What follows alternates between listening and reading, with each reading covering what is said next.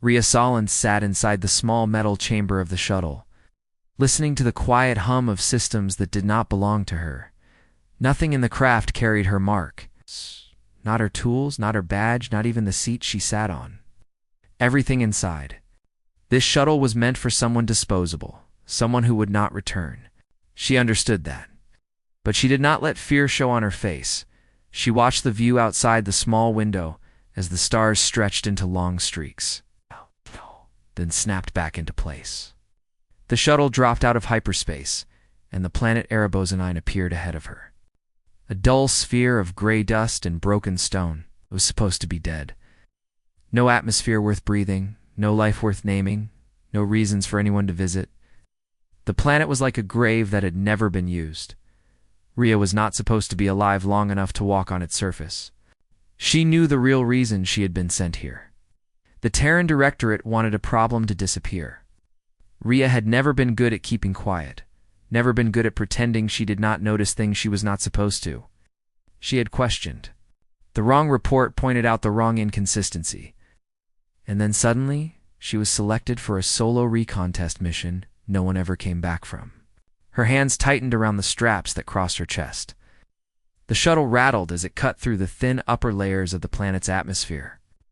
Heat spread across the hull in bright red streaks. The craft shook hard, almost enough to throw her from the seat, but she held firm. The shuttle was not meant to land safely. That much was clear. Rhea closed her eyes, took a breath, and whispered to herself, "If they wanted me dead, they should have tried harder." She reached down and pulled open the panel she had pried loose earlier. Wires tangled inside like veins beneath skin. She had no tools, so she used her fingers. Working fast as the shaking grew worse, the shuttle nosed downward, alarms blazing in angry red. Robotic voice announced that the stabilizers were failing. Of course they were. Someone had made sure of it. Rhea yanked a wire free, twisted two others together, and forced them into a different socket. Sparks jumped, stinging her fingertips, but the alarm softened for a moment. It was not a fix. It was only a delay. The delay was enough. The shuttle slammed into the ground with a shriek of metal, forced through Rhea forward, even with the straps holding her. Her head struck the side panel, and darkness rolled across her vision. When she blinked her eyes open again, the cabin lights flickered weakly. Dust filled the air inside the shuttle. The door had cracked open during the crash. Wind carried thin, dry grains of gray dust inside, coating her boots and the metal floor. Her body ached, but nothing felt broken. She unbuckled the straps and pushed herself up. The shuttle leaned at an angle, half buried in the dirt. She approached the open door. Bracing herself before stepping out onto Erebos-9, the planet stretched endlessly in every direction. No trees, no water, no color. The sky was a faded white-gray, as if the sun itself had grown tired. Sharp black rock jutted from the ground like broken teeth. There was no movement. No sound except the whisper of cold wind. It was not a place where anything should live. Rhea stepped out, testing the ground with careful pressure. The gravity felt slightly heavier than Earth's, but not unbearable. She scanned the horizon. If she stayed near the shuttle, she would die. If she moved, she might also die. But at least moving gave her a chance.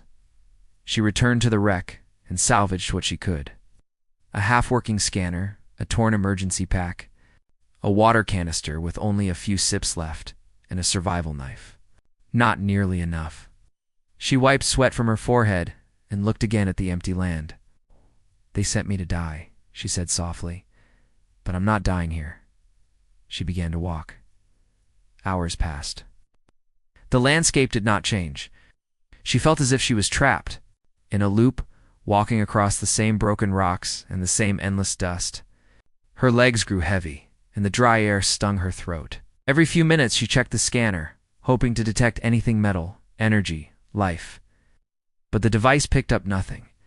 Just when she began to think the planet really was dead, the scanner beeped. Rhea froze. She tapped the screen.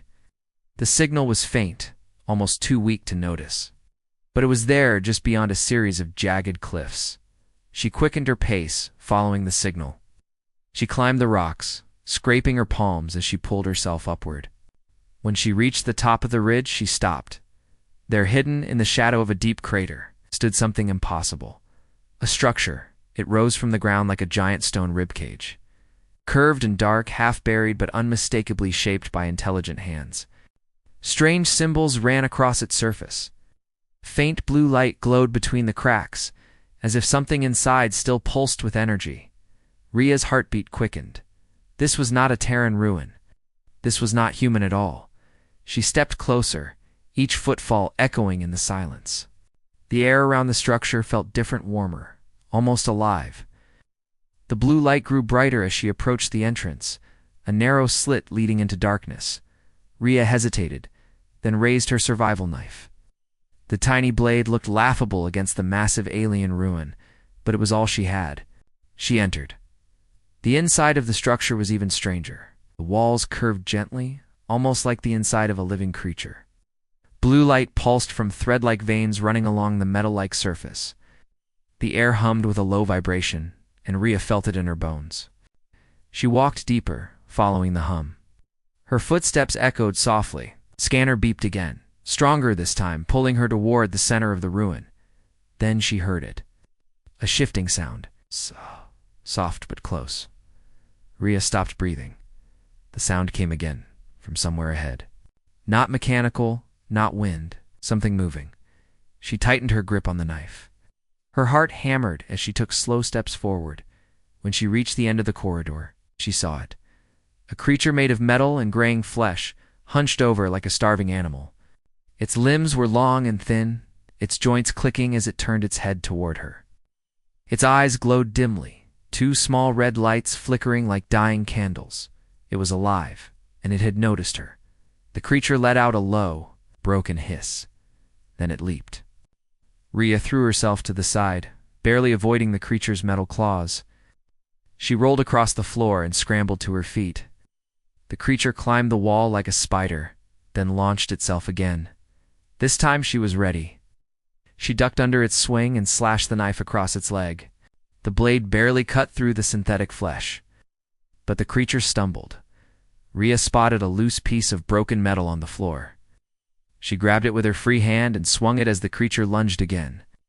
The metal shard smashed into the side of its head. Sparks flew, red eyes flickered. Before it could recover, she swung again. And again, the creature collapsed, twitching once before going still. Ria stood over it, breathing hard. Sweat dripped down her forehead and her hands shook. She forced herself to look around, checking for more creatures. But the corridor was silent again. She looked down at the broken creature. Part machine, part something else. Something created, not born. Something left behind. What happened here? She whispered. The scanner beeped again, louder, pulling her attention toward a large doorway ahead. She stepped past the creature and walked into the chamber beyond. At the center stood a massive console covered in alien symbols. A soft blue glow radiated from it. Dust covered most of the surface, but one part shone clean, as if recently touched. Ria reached out carefully, brushing her fingers across the surface. The console responded immediately.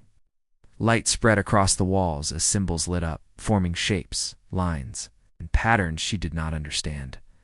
A holographic map flickered to life above the console. Not of the ruin, not of the planet, of a galaxy. Ria stared at it, stunned. Points of light moved along the map, forming paths and routes. Several locations blinked with red warnings. Others glowed in a calming blue, but one symbol caught her eye. A small, rotating shape she thought she recognized, a Terran directorate. Beacon, it was embedded in the map. Her breath stopped. The directorate knew about this place. They had known the planet was not dead. They had sent her here anyway. Her hands curled into fists. Anger rose in her chest, burning hotter than fear. They had wanted her to die in silence, but she would not die. Not here, not for them. As the map continued to shift, showing secrets she had never imagined, Ria realized something cold and clear. She was not alone on this planet, and whatever was here was waking up. Ria moved away from the glowing map, her eyes adjusting slowly as the light faded into soft blue streams running along the chamber walls. Her heart still pounded from the discovery. The Terran Directorate had known about this place. They had known the planet was not dead, but they sent her to die here anyway. That truth settled into her mind like a cold stone. She took a slow breath and forced herself to focus. There would be time for anger later. Right now, she needed answers. And she needed to survive long enough to get them. The air inside the ruin felt warmer than the world outside. The blue veins of light running along the walls pulsed gently, almost like the ruin was breathing. The place felt alive even though she had no idea what kept it running. Hush. She stepped back into the corridor, her knife in hand and her senses sharp. The creature she had killed still lay on the floor, its twisted limbs frozen. She crouched beside it and looked closer. Its skin was dry and torn where she had cut it, revealing metal parts underneath. Wires, eh? And bone-like plates fused together. It looked like something forced together, not naturally grown. She touched one of the metal plates with the edge of her knife. It was cold, lifeless. "How long have you been here?" she whispered. The creature did not answer, of course, but she felt the quiet ruin doing that instead. The walls hummed faintly, as if agreeing with her question. She stood and continued deeper into the ruin. Her scanner beeped again, showing pulsing signals below her. Energy readings. Something alive. Something powered. Rhea reached a split in the corridor. One path led down a steep ramp into darkness. The other turned left, where she could hear faint clicking sounds. She chose the left path, keeping her knife ready. As she walked, she noticed strange carvings on the walls.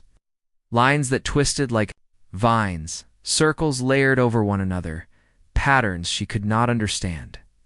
But they felt purposeful, like a language, story.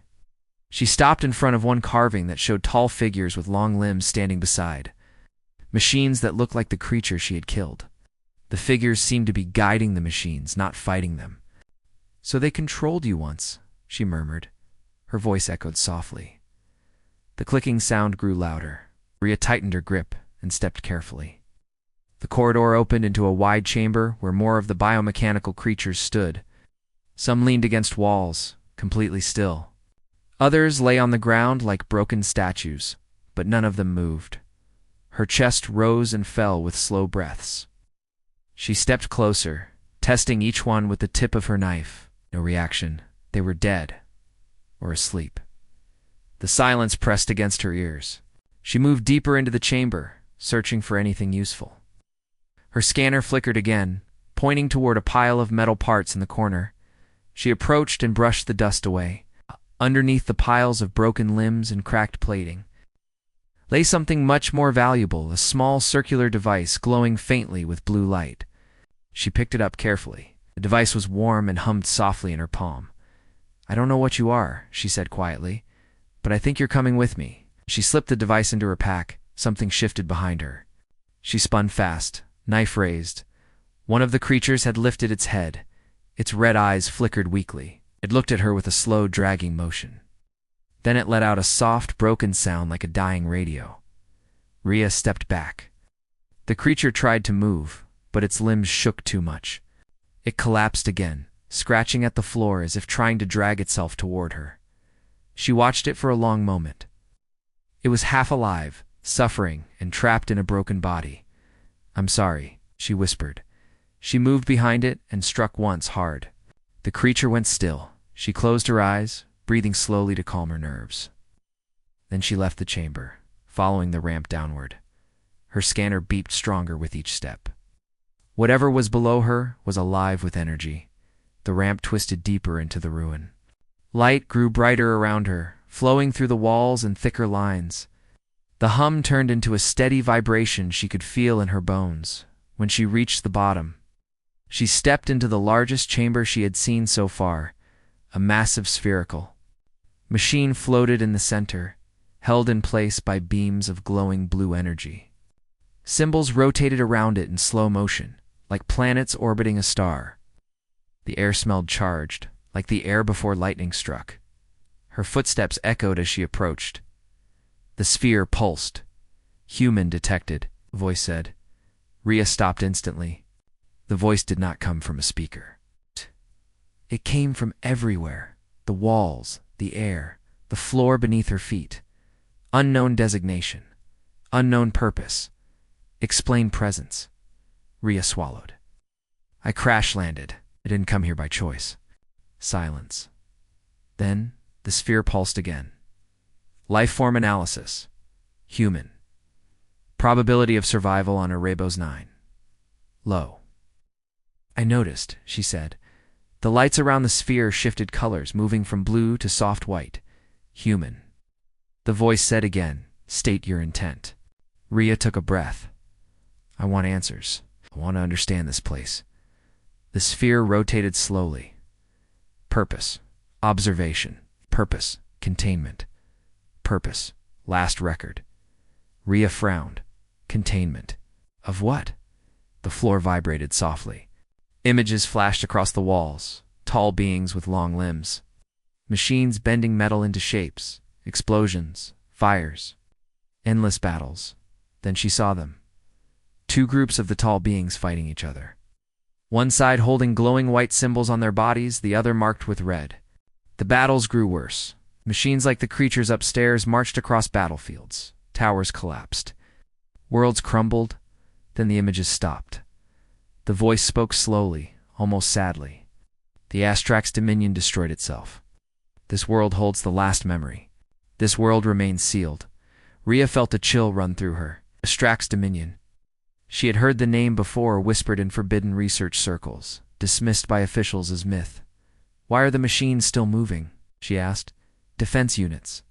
Programmed to protect. Programmed to survive. Many corrupted. And what about you? I am Varian, the voice answered. The last strategist, the last archive. The final observer of the Dominion. Rhea stepped closer. Why talk to me? Lights traveled across the sphere. Because you entered the vault. Because you survived the defense units. Because your mind reads as adaptable. She raised an eyebrow. That's a polite word for reckless. Adapting is required for survival on Erebos 9. Rhea crossed her arms. Varian, can you help me get off this planet? The sphere dimmed. No ships remain. No transports. This world was meant to be forgotten. So was I, she muttered. Varian paused. Your species abandoned you? Rhea hesitated. She didn't want to admit it, but there was no point lying to a machine older than her entire civilization. Yes, she said quietly. They wanted to get rid of me. Double quote silence. Then Varian's tone shifted. In that case, human, Rhea Solens. Our purposes may align. She lifted her head. What do you mean? Your kind abandoned you. My makers destroyed themselves. Both of us are alone. Both of us are survivors. Rhea stepped forward. So what are you offering? Knowledge, Varian said. Power, protection, and a chance to leave Erebos 9 if you are willing to work with me. Rhea felt her heartbeat deepen. And what do you want in return? She asked. The sphere pulsed stronger, lighting the chamber bright blue. I want purpose again, Varian said. I want to rebuild. I want to rise from the ruins my makers left behind. And I need a living mind to command the forge. Rhea stared at the ancient machine. Alone, abandoned, surviving in a dead world. They were not so. Different. She took a slow breath and nodded once. I'll work with you. The lights in the chamber burst into full brightness. Agreement accepted. The ground beneath her shook. Metal plates slid open, revealing hidden paths leading deeper underground. Come, Rhea Solens, Varian said. The Warforge awakens. Rhea tightened her grip on her knife, squared her shoulders, and stepped into the unknown. Whatever waited below. She was no longer facing it alone. Rhea stepped onto the metal path revealed beneath the floor. The panels glowed softly under her boots, lighting with each step she took. Varian's voice guided her through the descending corridors, always calm, always watching. The deeper she went, the warmer the air became. The walls shifted from smooth metal to a darker alloy filled with moving blue lines that pulsed like veins. The hum of machinery grew louder, as if the entire planet was waking from a long sleep, Rhea kept her knife ready, though it felt more and more useless with every new hallway she walked through. She didn't know what waited ahead, like Varian had. Shown her images of war, destruction, and machines that once obeyed their creators. Machines that also turned against them. But Varian seemed different. Older, wiser, tired, almost still dangerous. But Rhea was willing to take the risk. The corridor opened into a vast chamber. Rhea froze at the sight, rows of giant pods stretched. Across the room, each pod big enough to hold a small vehicle, blue lights flickered across their surfaces. The pods hung from the ceiling like metallic fruit. Beneath them, the floor was covered in machines of every kind, tools, small drones, strange devices she couldn't name. "What is this place?" "The Warforge," Varian replied. Here, the Dominion created their defense units, their weapons, their ships. Everything they used to expand the Empire. Rhea walked slowly through the chamber. Each pod hummed faintly, the sound vibrating through her bones. "Are these active?" she asked. "Dormant," Varian said. "Power levels are low. They cannot awaken without command input." "That command would come from me now," Rhea asked cautiously. Varian paused. "If you accept that role, yes. You would be the first living commander since the Dominion's fall." Rhea let out a slow breath. It's a big title for a girl they tried to throw away. "You survived what others could not," Varian answered. "Survival is a mark of capability." Rhea didn't know whether to laugh or sigh. Instead, she moved deeper into the chamber. A floor panel lit beneath her feet. The glow spiraled outward, activating small drones that floated up from the ground. They hovered around her, scanning her with thin beams of light. Rhea tensed and raised her knife. "Do not fear," Varian said. "They are calibrating your presence for command authority." "Maybe warn me next time," she muttered. The drones circled her once more, then flew toward the nearest pod. Their lights blinked rapidly. A moment later, the pod hissed. Thence releasing a soft cloud of cool vapor, Rhea prepared to step back, but Varian spoke calmly. Double quotes observe. The pod opened. Inside was a humanoid machine, tall and sleek. SH. Aped like the creatures she had fought above, but this one looked more refined. Smooth metal plating. Strong limbs. Eyes that glowed bright blue instead of red. The machine stepped out slowly, lowering itself to one knee. "Designation, Sentinel," Varian said. "Designed for protection and loyalty. This one recognizes you as temporary commander." Rhea stared at the Sentinel. It didn't attack. It didn't hiss or jump like the corrupted biomechs. It waited quietly. "Why show me this?" she asked. "Because you asked how you would leave this planet," Varian said. "The Forge cannot build a ship without direction. And you cannot leave without the Forge." Rhea took a deep breath. "So you want me to give commands?" "Yes." She walked around the Sentinel slowly, studying its design. It looked powerful, but also empty, like a tool waiting for a purpose. "What happened to the Dominion's last commander?" she asked. Silence filled the chamber. Then Varian replied softly, "He died during the Civil War. Betrayed by his own creations." Rhea raised an eyebrow. "Should I be worried?" Varian answered calmly. "You are human." They were Astrax. The logic paths differ. Corruption occurred in specific lines of programming. Those units remain above. The ones here remain untouched. It wasn't exactly comforting. But Rhea pushed forward. "Varian, what do you need to restart the Forge?" she asked. "Energy," Varian replied. "The core is active but weak. A power relay must be reset in the lower levels." "Let me guess," Rhea said. "It's dangerous down there." Varian hesitated. "Yes. Many corrupted units remain trapped in lower vaults." Rhea tightened her grip on her knife. "And you can't send the Sentinel instead?" "The Sentinel is newly awakened," Varian said. "Its systems require stabilization. You must go alone." Rhea sighed heavily. "Of course I must." She turned toward the door at the far end of the chamber. Metal plates slid open automatically. "Rhea Solence," Varian said. "If you succeed, the Forge will return to full function." A ship can be made for you. You can leave this world. Rhea paused, then nodded. Then, let's get it done. The hallway beyond the chamber was narrower, colder, and darker. The lights flickered as she walked. Pipes ran along the ceiling, humming with low energy. The air smelled older here, like dust and rust. Varian guided her through a maze of hallways. Turn left, he said. Straight ahead. Down to levels? The relay chamber is guarded by what? Rhea asked. Units that have rotted in darkness for thousands of years? Varian answered simply. Great, she muttered. She reached a wide metal platform. The floor opened beneath her, forming a circular lift. It shook slightly as it descended into darkness. Rhea held her breath as the walls slid past. Deep scratches marked the metal, like something had clawed at it from below. When the lift stopped, the lights above barely reached the floor. The hallway ahead was drenched in shadow. Varian, Rhea whispered, I can't see anything. A moment later, dim blue lines lit along the walls. Not enough to make her feel safe, just enough to see shapes moving in the dark. She froze. At least 5 creatures crawled along the walls ahead. Their metal limbs clicked softly. Their bodies were twisted, broken, hunched. Red eyes flickered weakly in the dark. Corrupted units. They had not noticed her yet. Rhea slowly stepped backward. The floor creaked.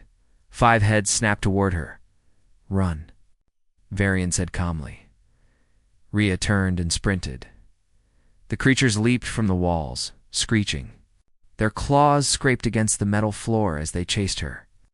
Rhea ducked under a low pipe, slid across the floor, and darted into a narrow passage. The first creature crashed into the wall behind her. Another tried to squeeze into the passage but got stuck.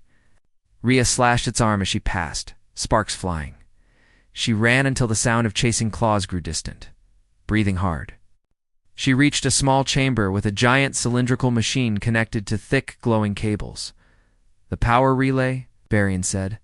Rhea stepped toward it. The relay hummed weakly, but remained inactive. A control panel sat beside it, covered in strange symbols. How do I activate it? She asked. Place your hand on the panel, Varian said. Rhea hesitated. It won't shock me, will it? Unlikely. That doesn't help, she muttered. Still, she placed her hand on the panel. The symbols lit up beneath her palm. The relay shook violently. Blue energy surged through the cables, spreading through the chamber and lighting every wall. The ground rumbled. Relay charging, Varian said. Stand back. Rhea jumped away as the machine roared to life. Light burst upward like a beam, shooting through the ceiling and spreading throughout the ruin. Suddenly, loud screeches echoed from every direction. They are coming, Varian warned. Rhea turned. The corrupted units she had escaped now crawled toward the chamber.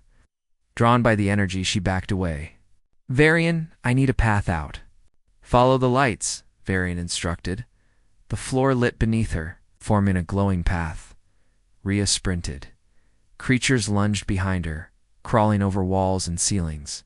She heard metal scraping, limbs snapping, bodies colliding in the dark, but she did not look back. She followed the glowing path until she reached another lift. It rose quickly, carrying her away from the corrupted chaos. When she emerged back into the Warforged chamber, the pods glowed brighter than before. Machines hummed with new energy. Varian's voice echoed throughout the space. Relay restored. Forge awakening. Rhea stepped forward, exhausted but alive. The sentinel she had seen earlier turned toward her, blue eyes bright. You survived, Varian, said Rhea, wiped sweat from her forehead. You sound surprised. Not surprised, Varian replied. Impressed, Rhea smiled despite herself. So what now? She asked. Now, Varian said, we build? Rhea looked around the massive forge. Realizing for the first time that her fate had changed, she was no longer just surviving. She was preparing for war. The forge roared with new life. Blue light ran through every wall, pipe, and platform. Machines that had slept for thousands of years awakened, their systems humming loudly as the energy from the restored relay surged through them. Rhea stood in the center of the Warforged chamber. staring at the unbelievable power rising around her. Pods opened one after another, releasing more sentinel stall, sleek machines with smooth plating and bright blue eyes. They moved with silent precision, stepping down from their pods and standing in organized rows like soldiers waiting for orders. Rhea felt small among them, but also strangely powerful. She was the one who brought the forge back to life. She was the one Varian trusted, and she was the only human here. Varian's voice filled the chamber. Forge stability at 60%. Production lines active. Command authority confirmed. Rhea crossed her arms. So what exactly can this place build? A large section of the floor lit up beneath her. Metal panels shifted and separated, revealing a massive circular platform beneath. Mechanical arms extended outward like giant metal claws. This is the central assembly zone, Varian said. It can create drones, weapons, armor, and most important to UA starship. Rhea's heart jumped. A starship? Something I can fly? Yes, but it will require resources. The forge cannot produce a fully equipped ship without raw materials. Ow. Rhea frowned. And where do we get those? The planet looks empty. Not empty, Varian replied. Ruins exist across the surface. Broken machines, crashed structures, old battlegrounds. Enough metal and power cores remain to build what you need. Rhea looked around at the sentinels. And these guys can help us gather it? Correct. Sentinels can travel across the surface to retrieve materials, but they need a commander to organize them. Rhea sighed. So I'm the commander. You accepted that when you restored the forge, Varian said. Rhea shook her head with a half smile. I guess I did. The sentinel closest to her stepped forward. It lowered itself onto one knee again, as if acknowledging her presence. Rhea touched its arm. The metal felt warm. All right, she said. Let's get to work. Varian guided Rhea to a control platform overlooking the entire forge. Holographic screens lit up in front of her, displaying maps, lists, and glowing symbols. This interface will allow you to command the sentinels, Varian explained. Your thoughts determine priorities. Touch the screen to confirm actions. Rhea studied the map. It showed Erebos Neen as a gray sphere covered in markers ruins, crashed structures, old Dominion weapon sites. So much was hidden on this planet, Rhea whispered. Sealed, not hidden, Varian corrected. The Dominion did not wish for their fall to spread. Their final command was isolation. And now I'm here messing everything up, she said. Not messing up, Varian said. Changing. The planet will awaken because of you. Rhea tapped the map. Let's start with this location. A cluster of symbols lit up. Old weapon storage vault, Varian explained. Contains high density, alloy, and power cells. Good. We'll need both. Rhea tapped a command. Instantly, 10 sentinels marched forward. The floor opened beneath them, revealing transport platforms. They descended and vanished into the tunnels. Rhea watched the screen as the sentinels moved across the planet's surface. Their glowing eyes appeared as small blue dots on the map. So now we wait. She asked. Not entirely, Varian said. There is something else you must see. Rhea raised an eyebrow. Something important? Yes, something that gives you a choice you did not have before. A new panel lit up beside her. A rotating hologram appeared, showing a suit of armor unlike anything she had seen. Sleek, smooth, covered in blue lights. What is that? She asked. An exoframe, Varian said. Designed for Dominion commanders. It enhances strength, speed, and perk. Option. It will allow you to survive outside the forge with greater safety. Rhea stared at the glowing armor. You want me to wear that? It will bond to you. Adjust to your body. Protect you. It cannot fully activate without a living user. Rhea hesitated.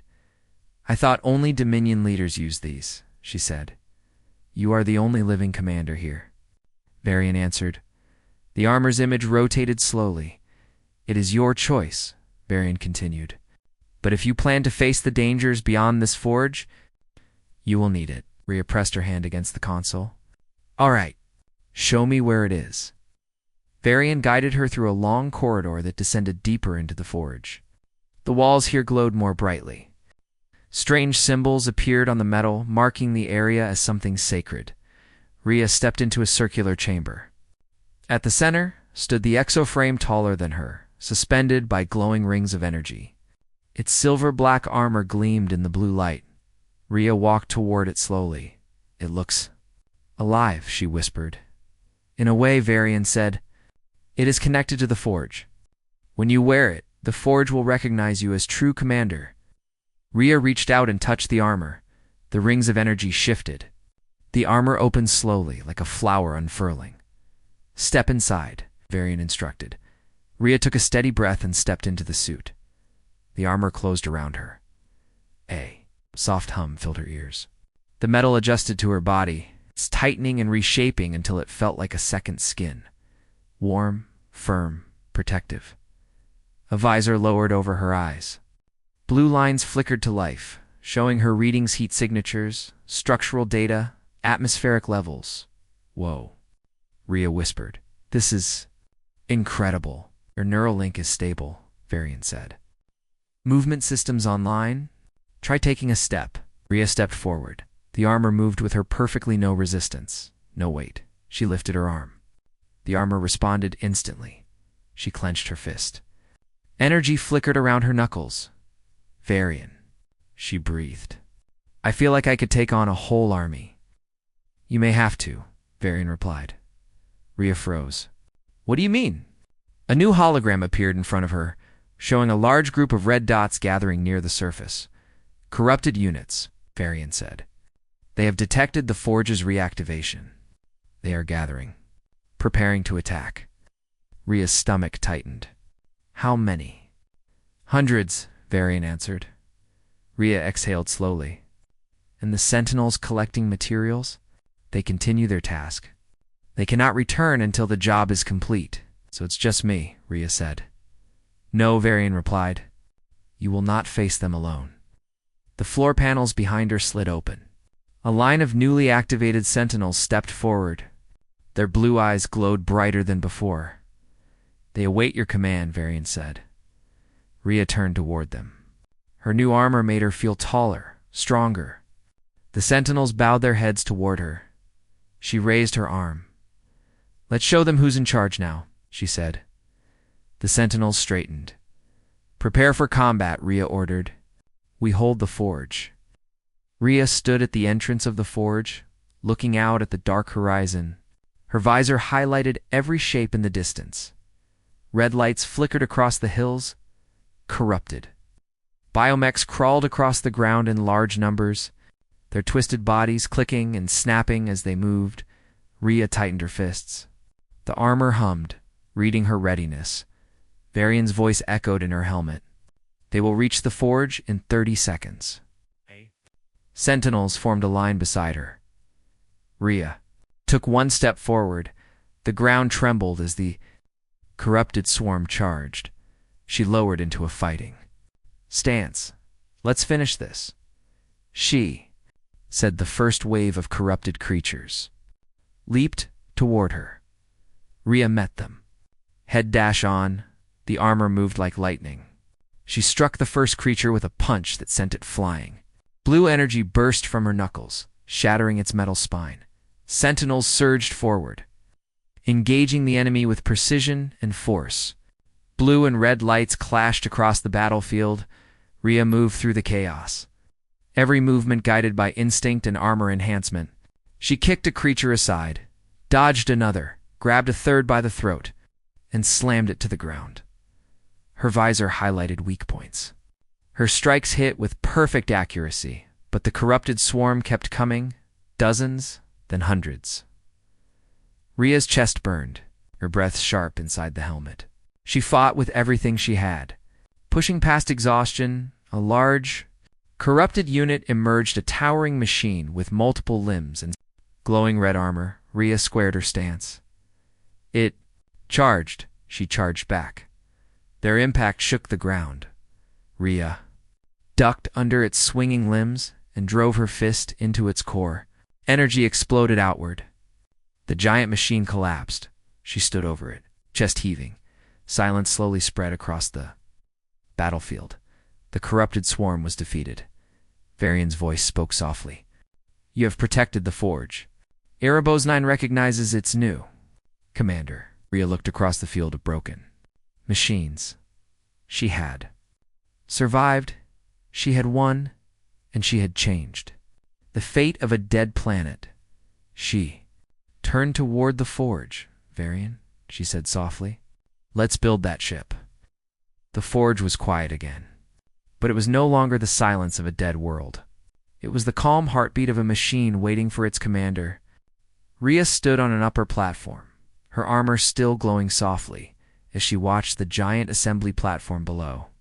Long metal arms moved with slow, careful precision, welding plates together and adjusting the starship's structure. It was almost complete. Varian peered beside her as a floating blue projection. Hull integrity at 80%. Reactor core stable. Flight systems ready for final testing. Rhea exhaled. It's really happening. You rebuilt what the Dominion believed lost, Varian said. The forge recognizes your authority. The ship will obey you. Rhea crossed her arms and stared at the starship. It was smaller than Dominion war vessels, but fast, sleek, and strong. A ship made for one purpose: escape. And maybe more. Once the ship is ready, Rhea said softly, we leave this planet. Yes, Varian replied. But understand that your return to Terran space will not be simple. Rhea looked at the AI with a sharp expression. I know they sent me here to die. Showing up alive won't make them happy. It will cause disruption, Varian said. Your existence challenges their narrative. Rhea wasn't scared. She had survived alone on a world full of dead machines and hidden dangers. She had fought enemies that didn't think, didn't stop, didn't feel fear. She had earned the right to stand in front of anyone. They can try to silence me again, she said, but I won't go alone this time. Varian's projection flickered. That is correct. I will accompany you, Rhea smiled. Then let's finish this ship. Varian guided her through the forge as final pieces were assembled. Rhea watched every step. Sentinel teams brought in power cores, cables, and fragments collected from distant ruins. Every glowing piece of metal, every small spark of energy, reminded her of how much work had gone into this. The forge had become her second home. She knew every corridor now. She knew the sound of each machine waking up. She knew how the lights flickered when energy moved through the systems. She knew this place wasn't dead. It was waiting, and she had given it purpose. When the last panel was installed, Varian made an announcement. The starship is complete. Please proceed to the launch bay. Rhea took a deep breath and walked toward the bay. The launch bay was massive, wide enough for warships. Larger than anything humans could build. Rhea felt small walking across the platform. The starship hovered above the ground, supported by several blue gravity rings. The ship's sleek, dark body reflected the glowing lights of the forge. Blue energy ran along its sides like flowing veins. Rhea reached out and touched the hull. It felt warm. Does it have a name? She asked. You are the commander, Varian said. You may choose one. Rhea thought for a moment. Something strong. Something that meant survival. Phoenix, she said quietly, because I rose from the ashes of what they tried to destroy. A suitable name, Varian replied. A ramp extended from the ship. Rhea stepped inside. The interior of the Phoenix was simple but filled with advanced technology. Smooth metal walls, glowing interface panels, and a pilot seat positioned at the center of the flight deck. Rhea sat down. The seat adjusted to her armor instantly. Neural link ready, Varian announced. Rhea placed her hands on the controls. Blue lines of light crawled across the console. Link established, the AI said. Rhea felt the ship's systems connect with her mind. She could feel the energy moving through the engines. She could sense the balance of its wings. She could feel the humming power beneath her feet. Test thrusters, Varian instructed. Rhea pushed the controls slightly. The Phoenix lifted gently. Hovering above the platform, thrusters stable, Varian said. Rhea smiled. Let's take her up. The roof of the launch bay opened slowly. Revealing the dark sky of Erebosnin, Rhea guided the Phoenix upward. The ship glided smoothly and broke through the upper atmosphere. When she reached the edge of space, she stopped moving. She looked down. Erebos 9 looked different from up here. Not dead. Not lifeless. Just quiet waiting. What happens to the planet now? Rhea asked. It will remain as it is, Varian said. But you have left a mark on it. The forge will keep functioning for future use. Rhea nodded. I'm ready, Varian, she said. Set course for Terran's space. Coordinates locked, Varian replied. The Phoenix turned, engines glowing brighter, and then it flew. The journey through space was long, but Rhea stayed alert. She kept her hand on the controls and her mind linked with the ship. Varian monitored navigation, systems, and potential threats,